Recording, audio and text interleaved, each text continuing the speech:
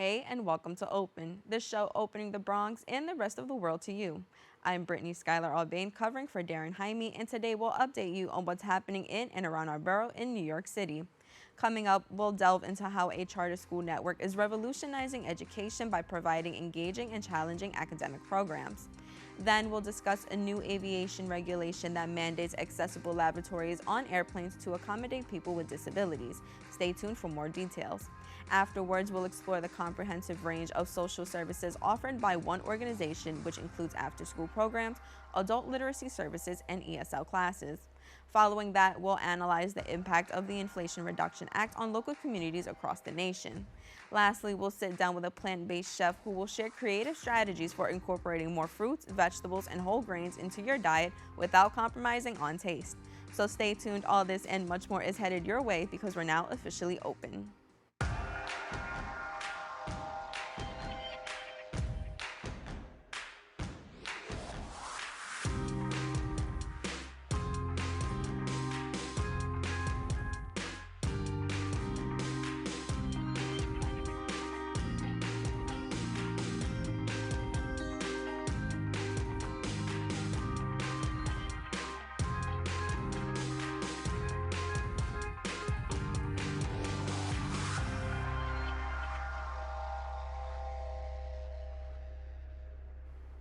Hey everyone, I'm Brittany Aubain, and you are now watching Open, a live program bringing the Bronx and New York City straight to you. Don't forget to stay connected with us via social media at BronxNet TV. Some things have been going on throughout this past week. We'll take you through it with some Bronx updates.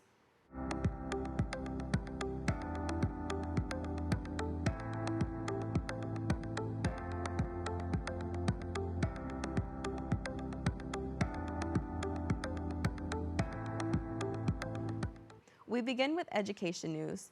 The New York City Education Department has unveiled a new security plan involving locking doors once classes commence.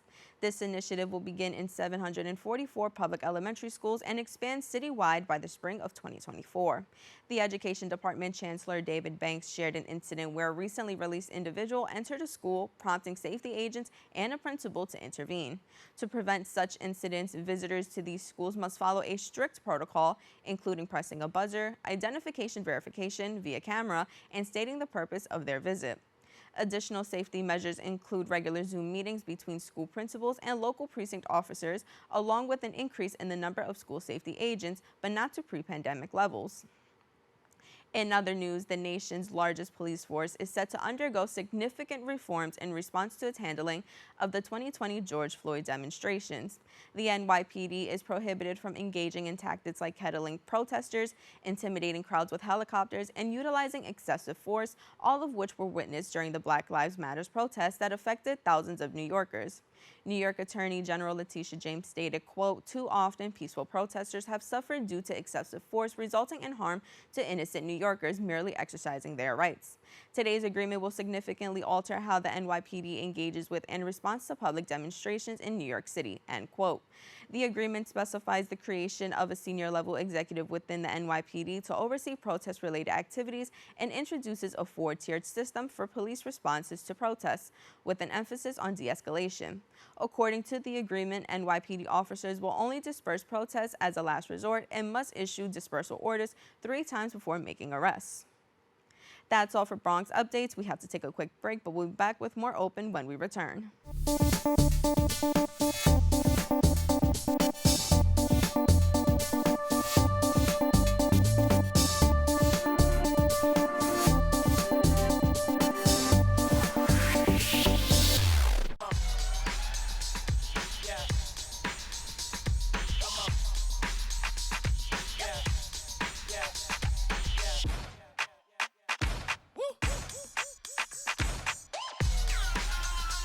You're not going to get it all right. Just make sure you nail the big stuff, like making sure your kids are in the right seat for their age and size. Get it right at nhtsa.gov/the-right-seat. Where did the time go? Somehow I lost all those years. Where did the time go? I don't know how I got here.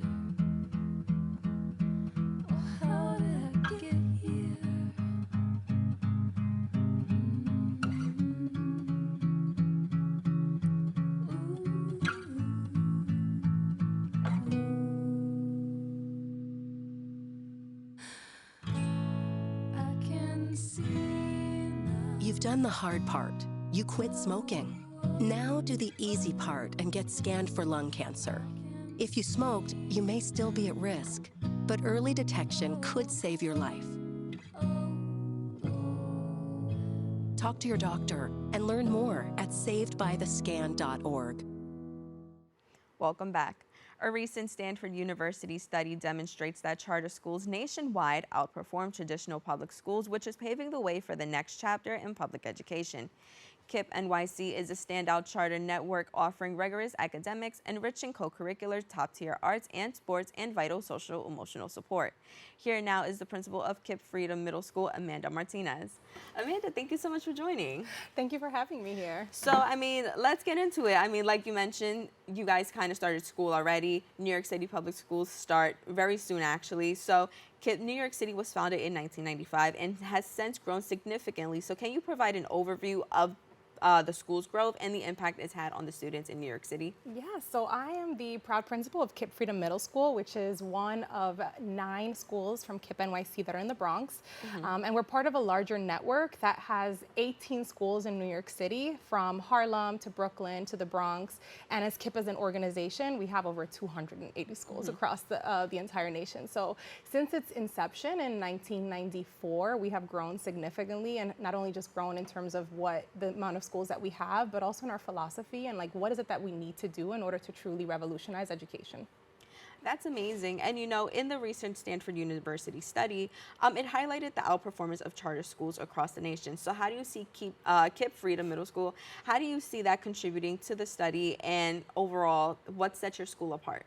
Yeah, so I don't need a lot to talk about how amazing our students are, but I think that it begins by, one, understanding the assets that our students already bring to the table. Oftentimes, in under-resourced neighborhoods and schools, we come in with a deficit mindset, and that's already setting such a low bar for our students. And instead, we set a really high bar because we know our kids are capable and have the potential in order to meet it. So at KIPP NYC, or at KIPP Freedom Middle School, we just know that our kids are capable of so much. And how do we create the learning conditions for them to show us the brilliance that is already there?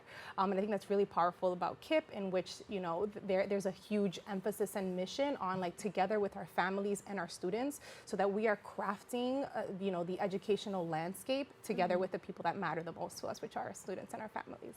I think that's so important that you mentioned is it's not only learning in the school, right? You're not only there the 6 hours a day that you're there, but it does continue when you go home, and it starts at home. That's what I was taught growing up is, your education starts at home. So I think really being able to work with the families is really vital. So thank you for sharing that. And, with that, one of the school's key strengths is its academic performance. So how do you ensure that your students consistently outperform in the city and the state on state exams, specifically in grades 3 through 8? Yes, so at KIPP, in KIPP and Freedom Middle School and in KIPP in general, we have a deep understanding that in order to reach our kids' minds, we have to reach their heart. And for many of our students, just understanding that their basic needs for safety and love are met just unlocks so much potential for them. So in our academic day, before we get to any of the rigor of the classes, our kids are taking algebra and global history and all kinds of high school level courses in middle school. We make sure that we start our day with social and emotional learning and let kids know you are smart, you are brilliant, you belong. And once you know that, you can truly believe what you're capable of. And then we go into the rigorous academics for the day. And it really sets the tone for our kids that, it sets the tone and gives them the confidence that you are a learner, but before that, you're a human being. And we want to acknowledge that. Once again, I think that is just so important for the students to have. A lot of times kids may walk into school with, baggage, maybe not having the best morning. So to kind of start the day on a clean slate and kind of being able to let everything go, I think is so important. And it's something that I know I didn't have in public school growing up, is we didn't kind of have that debrief in the morning. So I think it is really great to see that now it is being brought into the schools. And another thing that KIPP Freedom Middle School does is you guys have a diverse and engaging curriculum, including fine arts and, most importantly, financial literacy, which once again, so crucial. I needed to learn financial literacy when I was in middle school. I needed to. But with that, how does this holistic approach contribute to the development of well-rounded students? Yeah, so when KIPP was founded, there was a focus on offering parents choice in terms of the education that their children have, and the beauty of choice is that it allows parents to design or craft the education that is most fitting for their child. In the recent years, we have shifted the choice to students, and we want to let them know that it's not just you getting to college, but how do we get you beyond that, and how do we truly set you up for a choice-filled future? And to do that, we have to offer kids a wide array of opportunities and talents and just classes in which they can truly discover their passions. So the unique thing about me as a principal is that I taught visual arts for 12 years. So for me, the arts are incredibly important because like it really taps into the cultural capital that students bring. So our kids have fine arts, you know, with a brilliant photographer, and they do financial literacy so that they truly understand how to build generational wealth. Our students have dance classes, and we have a mind-body course where kids are learning about not only like physical health, but also how do you build that mental resilience. And so it's really just bringing in opportunities for our students to just truly discover like, what are the different paths that I can take so that I truly can take advantage of the future that awaits for me. That's amazing. And so we've spoken about a rigorous curriculum, fine arts, a well-rounded curriculum, and social emotional debrief before the day even begins. But can you tell me a little bit about what does an average day in the life for a KIPP student look like? Yes. So we've decided to structure our day around our 4 core values, which are love, choice, leadership, and achievement. So the typical day of a student, they're experiencing the values of the school and the fabric of their everyday. So they start off with a class called Love 101, where they're learning some key social emotional skills for interpersonal conflicts, you know, the things that happen in middle school. But they're also learning tools on how to navigate social media, which is so, you know, instrumental in them and how students communicate with each other.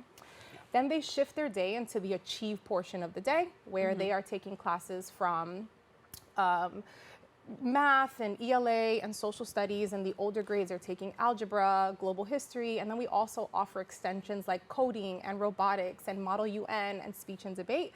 And then in the last half of the afternoon, kids have their choice sessions. So they are, you know, they can opt into either visual arts or chess or financial literacy just based on their interests. And then we not only start the day with love, but we also end the day with love. So at the end of the day, they come back with their community and just talk about like what are some things that they're really proud of that they've accomplished in a school day. And then we send them off into the world and send them off back home feeling that confidence and that like, you know what, I felt successful in school today, which is so important for our students. That's awesome. So, you know, with that, we spoke a little bit about some of the courses that you guys offer aside from your, you know, ELA, math, that whole thing. So we did speak about, you know, classes like dance. So can you tell me a little bit about how it contributes to the growth and self-expression of your students? Yes, I mean, I think it begins by just redefining success for our kids. And as a visual arts teacher for many years, I saw that kids who may not have felt successful in what we consider to be the academic contents truly blossomed and flourished in their elective courses. And so in turn, that confidence from being, you know, showing their self-expression and being just creative human beings then in turn allows them to feel confident in their academic courses. And we work really closely with our social workers and our elective teachers and our content teachers to understand like what are the different areas in which our children truly shine. How do we illuminate that for them in order to build them up holistically? And so, you know, let's talk a little bit about you and your journey as an educator. You did mention that you spent 12 years as a visual arts teacher. So can you just tell me a little bit about your journey and your commitment to the Bronx, the community in which you were born and raised? Yeah, so this is a full circle moment for me because I'm actually a Lehman College graduate. Yes. So it feels very full circle to come back because this is where I found my passion for teaching arts. I had my bachelor's from arts history from the school. And then as an art educator, that's where I truly found my footing as a teacher, and I truly found my passion and love for education. But I found that what I had experienced in the classroom just wasn't enough, and how do I scale my impact and the amazing things that happen within the art studio into a whole school. And I decided to venture off and become a principal. And one thing that I tell my students is that I am a Bronx native. I am so proud to be from the Bronx, Bronx born, Bronx raised, Bronx educated. And so we start looking for our assets and the strengths of our neighborhood. right here in our borough. So that's something that I just consistently bring into the school, that we don't have to go on a bus somewhere else to find the cool things. Like, our borough is so rich with culture and history, and if we understand that, we know that, we learn to love where we live, and just be very proud of our borough. That's amazing. And as we wrap up, you know, we have less than a minute, but I do want to ask you, what is your message to the students this school year? I can boil it down to 2 words, genius and joy. My message to our students is that, 1, we are committed to finding your individual genius, because we know that it exists in each and every one of you, and as educators, it is our responsibility to shine the light on it. And then 2, we want you to love school. And joy is so important, not only as an indicator of success, but also as a driver of achievement. And we want to make sure that in school, you, 1, know your value, know who you are, know your place in the world and how you can make it a better place, but also understand that we can do all of that through joy, and that we don't have to sacrifice that in order to feel accomplished or successful. So for my students, just know that, you know, I am very committed to finding your genius and doing it through joy. Principal Martinez, thank you so much for joining us, and we cannot wait, and we're wishing your kids all the best this school year. Thank you so much. Thank you. For more information, you can visit their website at kippnyc.org and call 718-841-6165. Don't go anywhere. We'll be back with more Open right after this. ¿Qué color? Perfecto, mijo. Gracias. Thank you. What's wrong, mijo?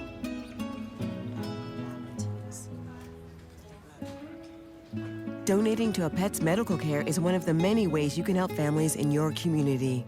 Pets and people belong together. Learn more at petsandpeopletogether.org. Is it time yet? It's time. Mom's starting time for dinner. Oh, terrific. Pasta dinner. Donating pet food is one of the many ways you can help families in your community. Pets and people belong together. Learn more at petsandpeopletogether.org. How do you know when you've made the right decision? It's the feeling you get in your gut. The one that tells you what's right or wrong. It's the one that says, sure, I can have a drink. Or the feeling that says, okay, I've been drinking. Now what? It's the voice inside you that says, I'm buzzed. Better leave the car when it's time to go. Plan ahead. Catch a sober ride. Buzz driving is drunk driving. Welcome back. A very important change is coming for airplane bathrooms. The U.S. Department of Transportation is now requiring single-aisle airplanes to have accessible laboratories for people with disabilities. What else is needed to make the air travel experience fully accessible for people with disabilities? Joining us to tell us more is the Chief Policy Officer at Paralyzed Veterans of America, Heather Ansley. Heather, thank you so much for joining us. Thank you for having me today. So to start off, the U.S. Department of Transportation's recent requirement for accessible lavatories on airplanes is a significant step towards improving air travel for people with disabilities. Can you explain the key provisions of this new DOT rule? Sure.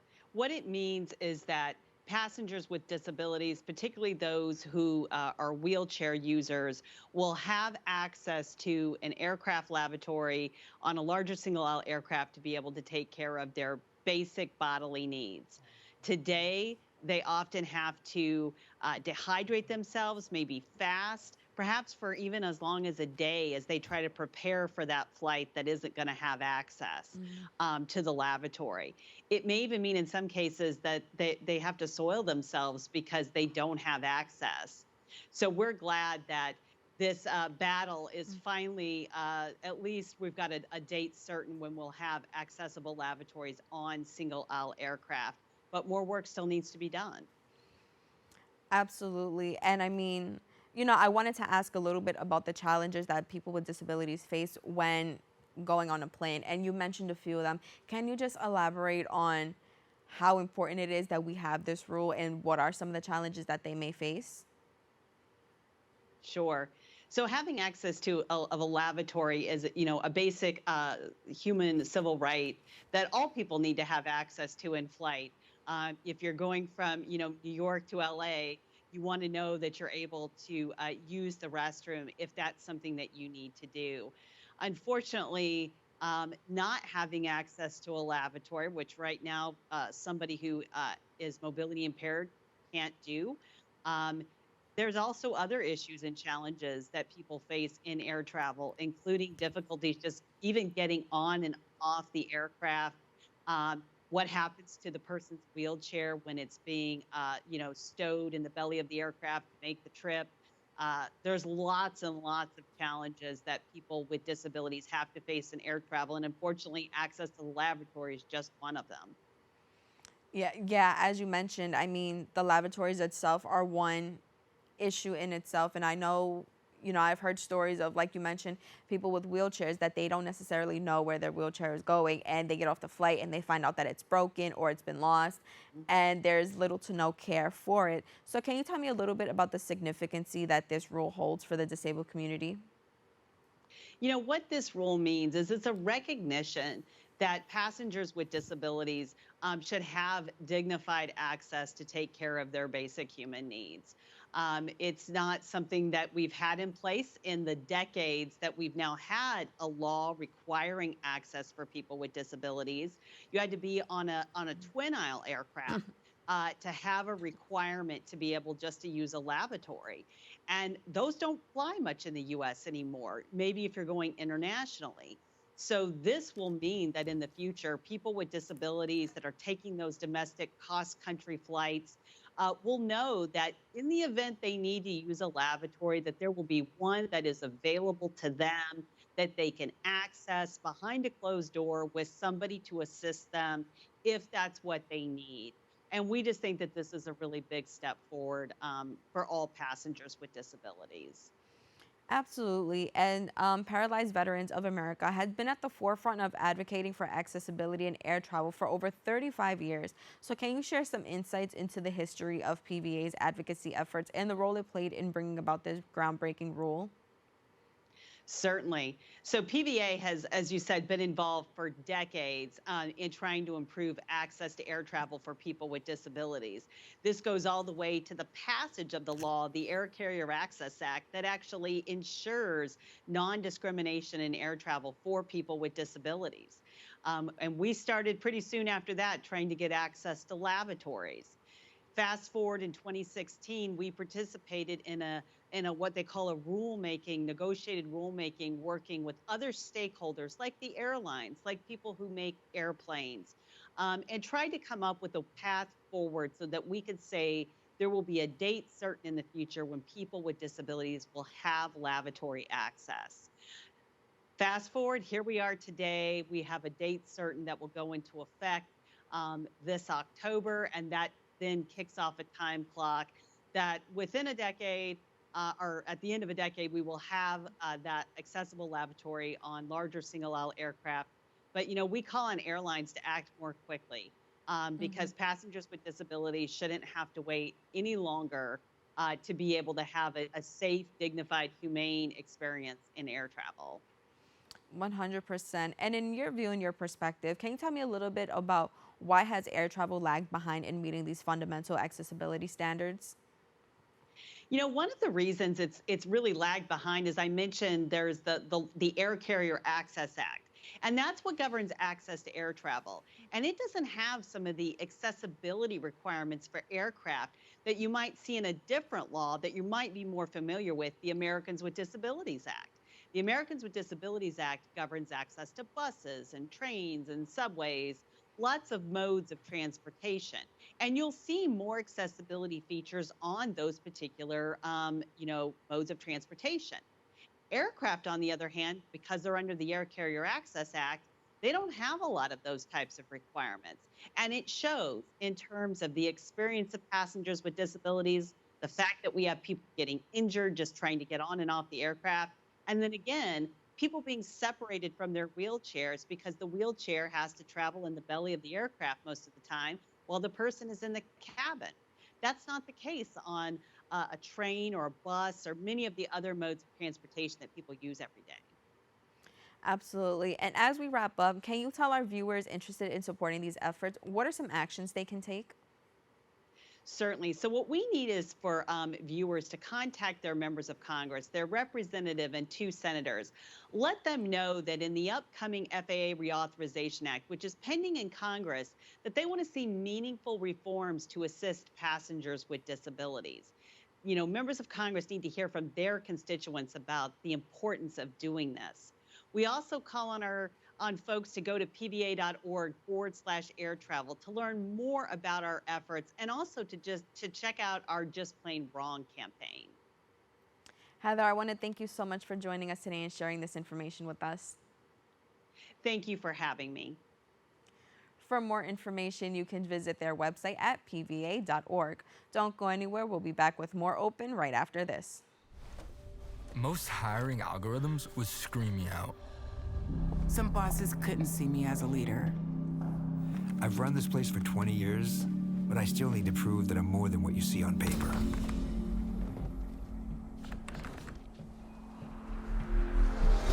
I've been running code as long as I've been able to reach a keyboard. This is what I do. It's second nature for me, coordinating 100 details at once. It's the way my mind works. I have a very mechanical brain. I sold them on my skills. You gotta be so good they can't ignore you. My magic is analytics and empathy. That's how I'm getting clients. You have to have the confidence in yourself to show up and defy the odds. I'm more than who I am on paper. I never got a college degree. And today, I'm the CEO of my own company. People want to tell me I'm one in a million, when actually I'm one of millions. Stars are all around us. It's time for them to shine. Even though we didn't grow up together, he's my favorite brother. Hey, sis. I'm the baby of the family, and he's the gentle giant. What you know about Port Georgia? Man, please, that's a classic. You know when they say people are a rare breed? Yeah, he's that. Sorry, I'll be back in a few hours. Don't worry, Shug. You know I'm for you. I know. Go get the football. That was my favorite memory. He was always for ya. This is a true story of me, Bridget Floyd, and this guy, George Perry Floyd Jr., my big brother.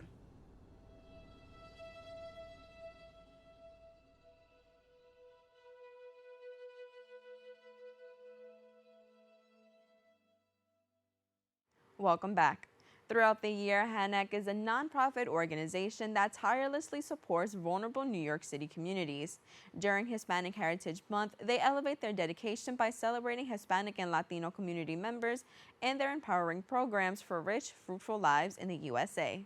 Joining us now is the Director of Programming and Development at HANAC, Andrea Jerves. Andrea, thank you so much for joining us.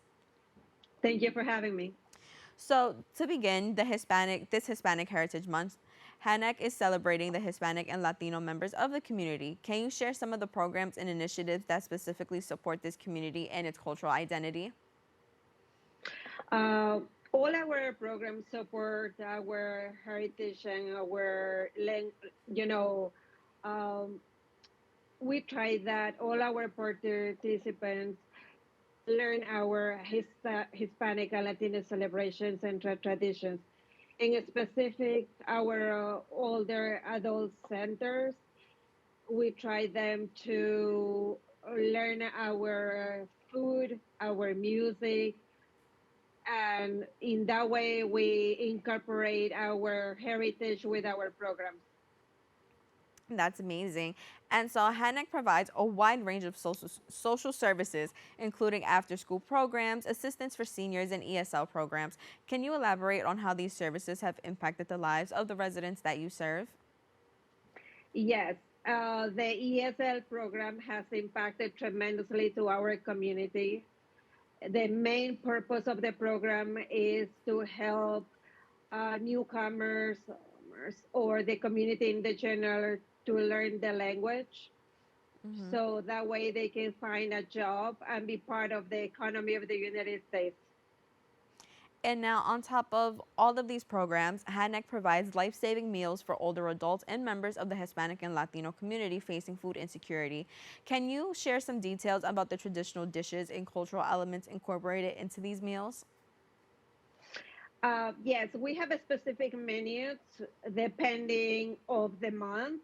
In this month specifically that we're celebrating the Hispanic Heritage Month, we have different plates and different events. We have live performance where our participants dance ethnic music from Ecuador, Chile, Colombia, and then we celebrate dishes that are main dishes from those countries as well.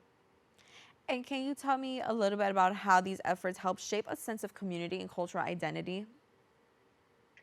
Yes, all our programs help to have a sense of community because once they learn our traditions, our culture, they become part of our own traditions. They learn our games, our songs, how we dance, how we move the hips. So we become one. Yeah, that's amazing. I mean, like all the things you mentioned through music and through dance, it really does help people unify and become a community. So I think that is a great part of the organization. And along with everything else, the high school equivalency classes provided by HANAC are a valuable resource for individuals seeking to obtain their diplomas, right? So can you tell us Yes. more about these classes and how they support the educational goals of the adults in the community? So this program is completely linked with the ESL program. So our goal is for the community who needs to learn the language. They need to learn first the language, then they can try to pass the HSC or the high school equivalency, and then we encourage them to go further and to go into college.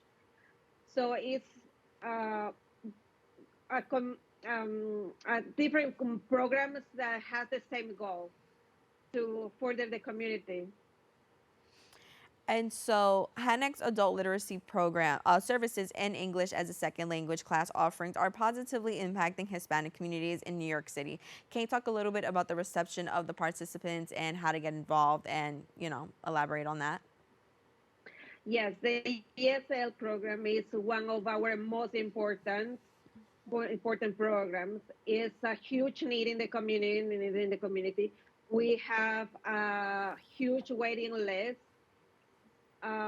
because the need is greater in the community, as you know, especially in the Hispanic community. So the way that we try to accommodate everyone is that during registration process, we have 5 different levels. So we try to include maybe 20, 25 participants per class. And we have a year like 20 classes a year. So we make sure that we have from level 1 to level 5 so we can try to help the community as much as we can. And so, with that, can you talk a little bit about the curriculum and the teaching methods that the students in the program or the participants in the program may face? The methods that we use is basically help them to learn to speak as fluent as possible from the beginning. So we have live lessons that the teacher incorporates, for example, how to do an interview, how to do questions and they can answer in full tenses, reading about how to do an interview, reading newspapers about how to find a job. So everything is incorporated for them to be able to speak as soon as possible and also to write and read. I think that's so important that you combine like real world skills like interviewing with learning the second language because you're just making the classes that much stronger and it does really help. And so with that, can you explain a little bit about the significance of this program and why we should help save closing programs like this one? Yes, this is something that we have in our heart. This was the first program where that the organization started as a nonprofit. George Dewey and his wife, Evangeline Dewey, found the need in 1972 that the Greek community needed to learn English to be part of the American society. So since then, we have helped over 30,000 individuals learning the language and helping them to find jobs, to be able to adapt to a new society and be part of the community. So it is very important to save this program. Absolutely.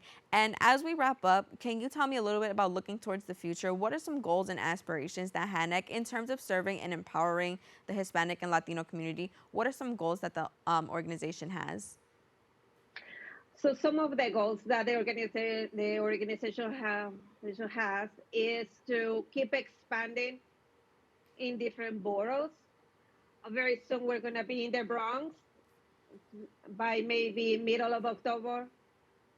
And also trying to keep our culture as Hispanos. I'm a proud Latina. And I want to keep my culture, my language, my music, my food, and share with every single participant that comes through HANAC. So we value all cultures and all the background of our participants, and that's our mission. Absolutely. Andrea, thank you so much for joining us today. Thank you for having me. For more information, you can visit their website at hanac.org and follow them on Facebook and Instagram at HANAC Inc. Don't go anywhere. We'll be back with more Open right after this. My character, Shazam, knows all about growing up in a family full of teenage superheroes. They're bold. Where's everyone going? To fight crime? Okay. Adventurous. Shazam! There's never a dull moment. And no matter what happens, they'll always have your back. All they need is a place to grow and be themselves. And the best part is, you don't have to be a superhero to adopt a teen. Learn more about adopting a teen from foster care. Visit adoptuskids.org. You can't imagine the reward. Attacks against Asian Americans and Pacific Islanders are on the rise. My simple solution to the problem was remove people from the scene and help them feel safer. In terms of the hate crimes, I think there is so much more work to be done. We really need to come together and tackle this issue as a community.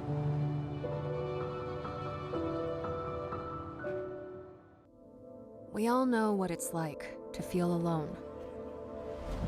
But it just takes one new connection. Want to get out of here? To empower many. This is unbelievable. It doesn't take a superhero to bring forces together. We all have the power to reach out. Let's go! And help someone feel like they belong. Pretty cool, huh? We are stronger together. Welcome back. 1 year since the Inflation Reduction Act was passed, over 170,000 new clean energy jobs have been created across the U.S. Joining us now to discuss more is the Executive Director at Climate Power, Lodes. Lori, thank you so much for joining us today. Oh, thanks so much, Brittany. Great to be here. So to start off, can you tell us a little bit more about the Inflation Reduction Act and its significance as the largest U.S. investment in climate and clean energy in history?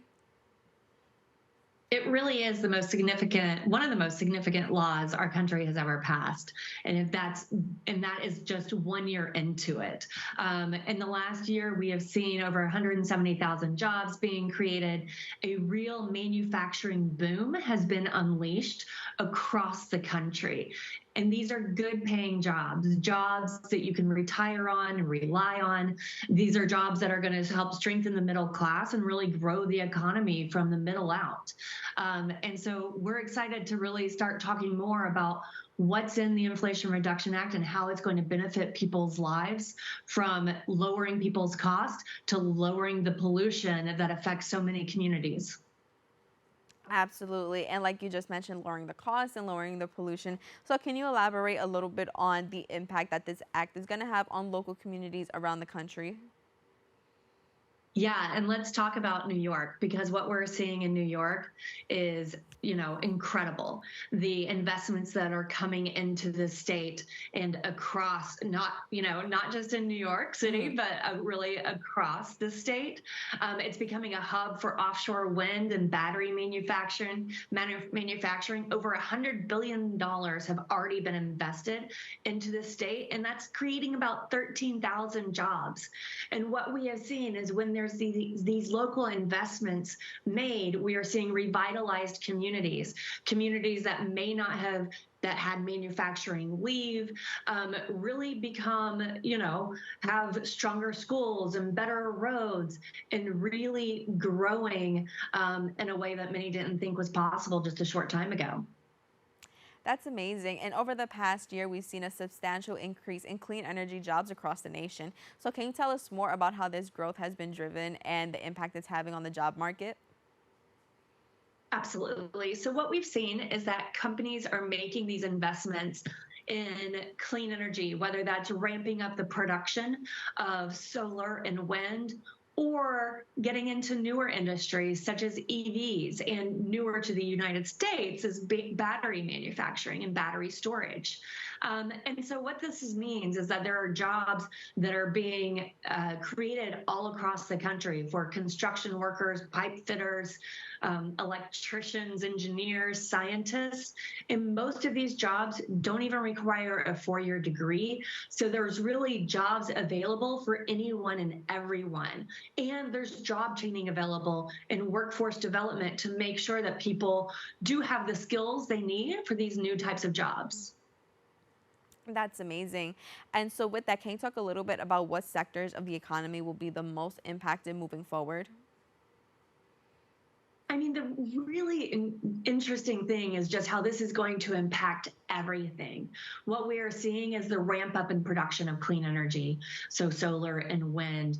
And really in New York, it's semiconductor chip manufacturing that will be used in EVs and other clean energy products.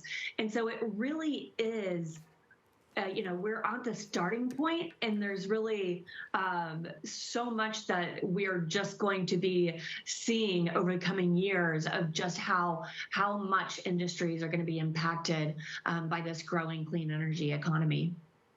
Absolutely. And lower energy costs and lower emissions are significant benefits of the Inflation Reduction Act. So can you elaborate on how families experiencing these benefits and what it means for their daily lives?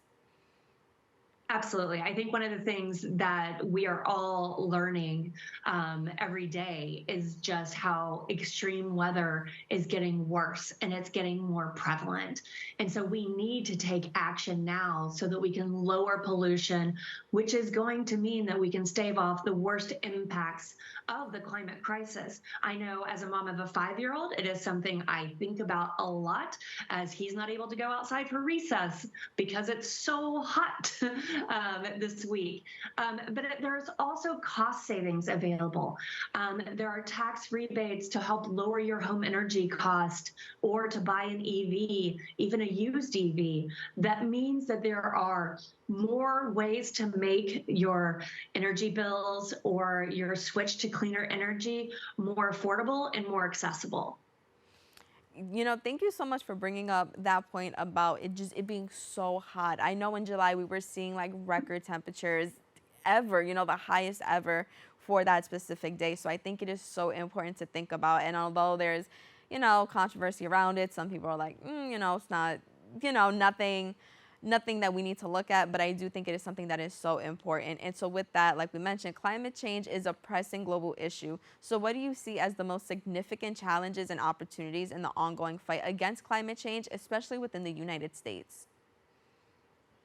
I mean, I think you really touched on it in your answer. It's, I think people think it's too big and that we can't actually take it on, or politics get in the way of doing what is right, right? There is no debate over the policy. Climate change is here, and we need to be preparing our country to be more resilient, to be more sustainable.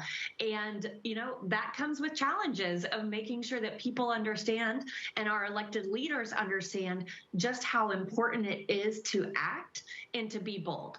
And so I think what you're going to see, you know, over the next year especially, is this becoming a bigger conversation about how the economy can work and should work by really growing from the bottom up and the middle out, as well as the alternative to that, which is obviously, you know, basic climate denial of not wanting to do a thing about it.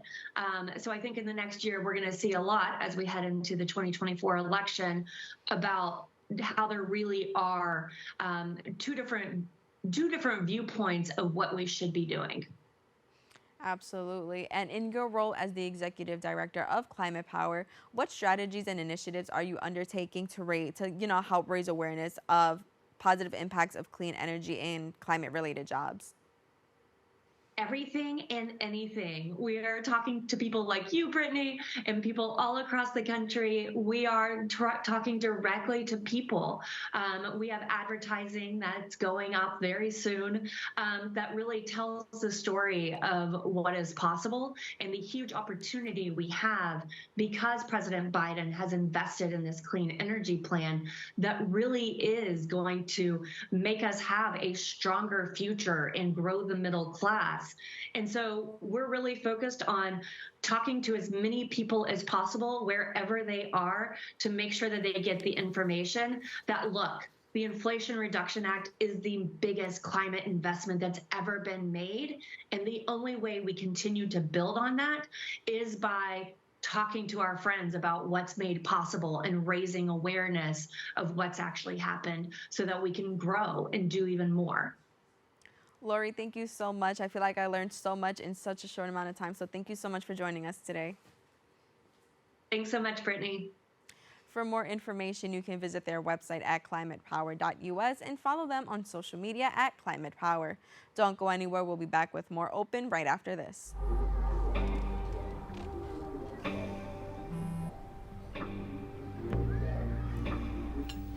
I don't know why you're so sad. You've got a roof over your head. Bro, you gotta stop with that depression stuff. That's a white people thing. Escúchame, en esta casa los hombres no lloran.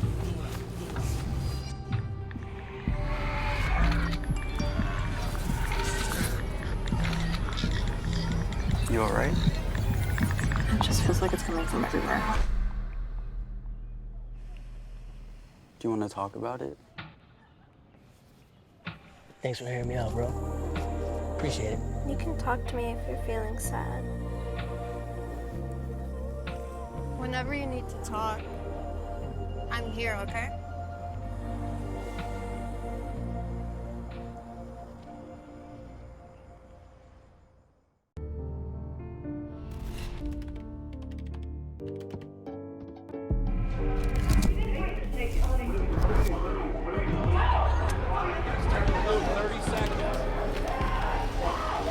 I'm an ex-drug dealer, and I'll be your sub today.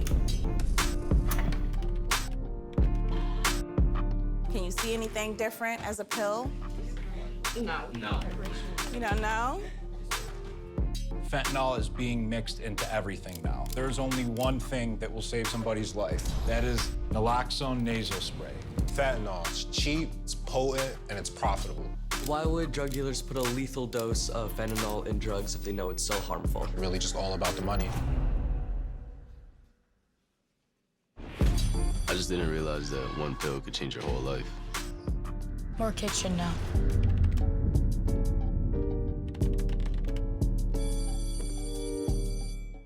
Welcome back. Plant Candy is a health and wellness brand dedicated to empowering individuals to incorporate more fruits and vegetables into their daily routines.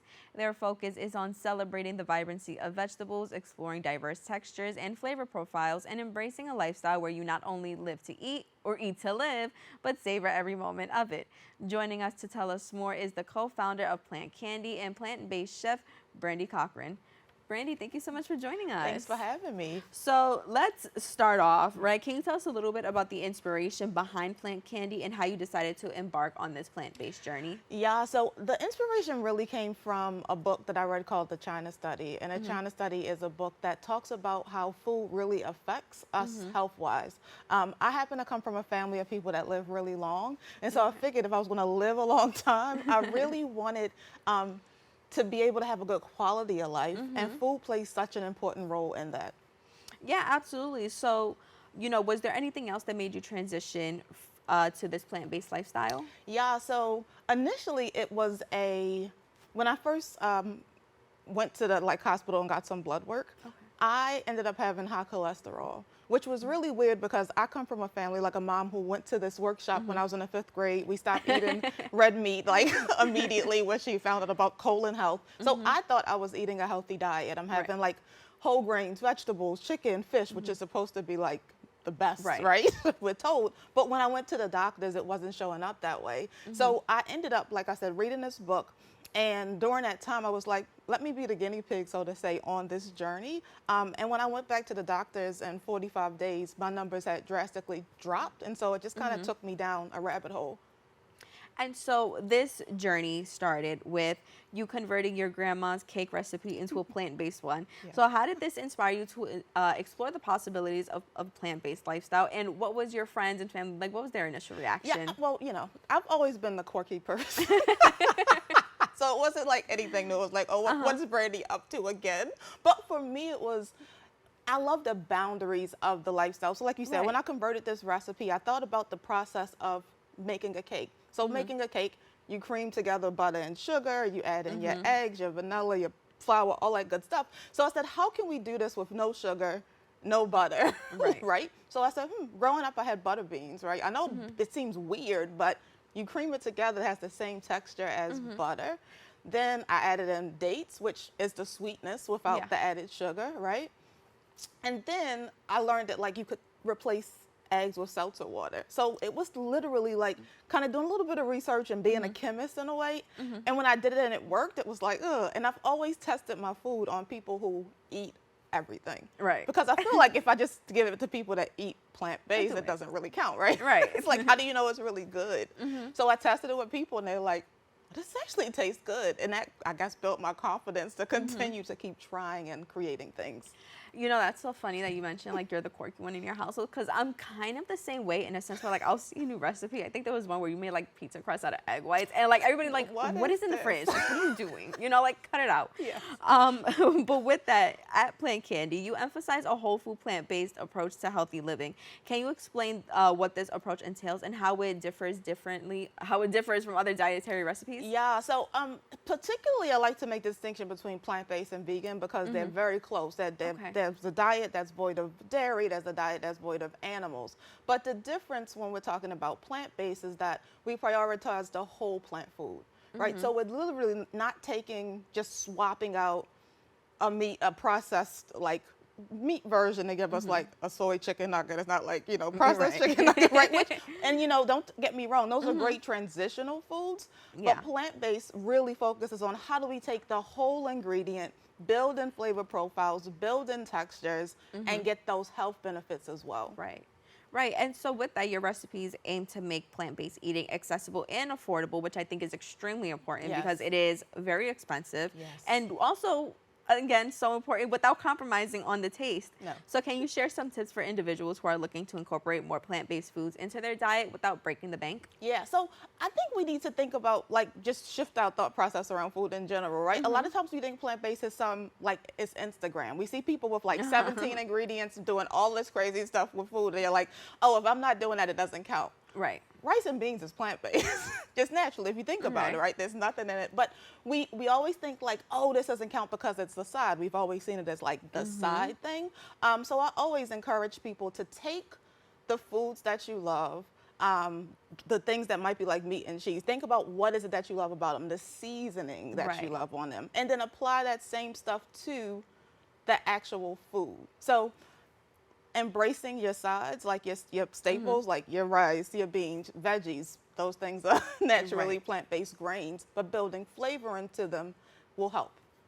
And so Plant Candy aims to bridge the gap between herbivores and carnivores. So how do you approach this challenge, and what strategies have you found effective? Yeah, I always say create from the plant-based curious palate. That's how I like to describe it. So I feel like you people who are interested, you can't come to them with like wheatgrass shots and like, you know, like like unseasoned brown rice. They're like, what is this? We have no interest in eating this, right? But like I say, if you think about seasoning your vegetables and grains the same way that you season your meat, right?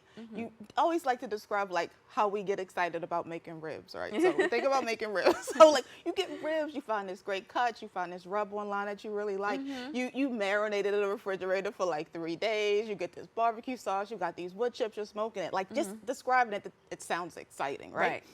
But then we go, oh yeah, mom says we need to have vegetables. So you go into the freezer, you grab broccoli, you put it in water, you boil it to death. You don't put any seasoning on it. You might salt and pepper it and butter it at the end. And then you put it on a plate with those ribs that you loved for 3 days. Right? There's no way it's gonna win. Like the broccoli's not gonna win. So you gotta think about it that way. You know, that's so funny because that's something that I also started doing, is realizing, oh, I can just like put some pepper on it, put some garlic on it, like you're gonna be fine. Like you don't, and I think, you know, and would you agree that it's also about taking small steps, right? Not going to something cold turkey, like you're gonna just change your lifestyle overnight, you know? Absolutely. So I always say, like, even the mission at Plant Candy is not to get people to become plant-based. Our mission is to get literally to plant the seed that plant-based living is possible, right? So small steps is the way to go. Simple swaps, white rice to brown rice, adding something like 2 vegetables to each meal. It seems weird to be like, add vegetables to breakfast, but add vegetables to breakfast. So those little shifts can make big impacts.